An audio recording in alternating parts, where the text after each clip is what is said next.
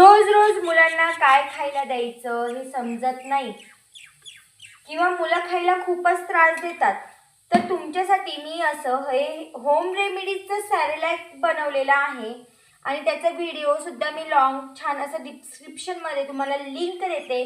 तुम्ही त्या लिंकवरती जा आणि मस्तपैकी व्हिडिओला एन्जॉय करा. तुमचे मुलंसुद्धा खूप छान असं आवडीने फिनिश करतील हे सॅरेलॅक, याची मी तुम्हाला गॅरंटी देते. आणि तुम्ही हे दुधात बनवायचं तर दुधातसुद्धा बनवू शकतात किंवा पाण्यातही बनवू शकतात. बनवायची पद्धतसुद्धा खूप सोपी आहे.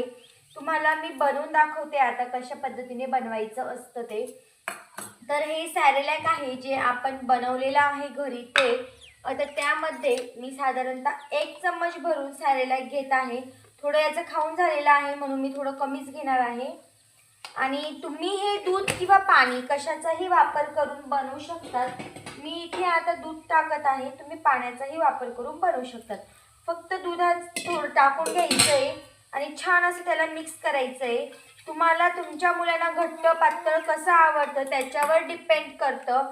जर तुमच्या मुलांना घट्ट आवडत असेल तर तुम्ही दूध थोडं किंवा पाणी थोडं कमी टाका आणि जर पातळ आवडत असेल तर थोडं जास्त टाका. तुमच्या पद्धतीने ते तुम्ही त्याची थिकनेस जो असतो तो तुम्ही ठरवू शकतात. खूप टेस्टी लागतात आणि मुलंसुद्धा ही फूड खूप एन्जॉय करून खातात.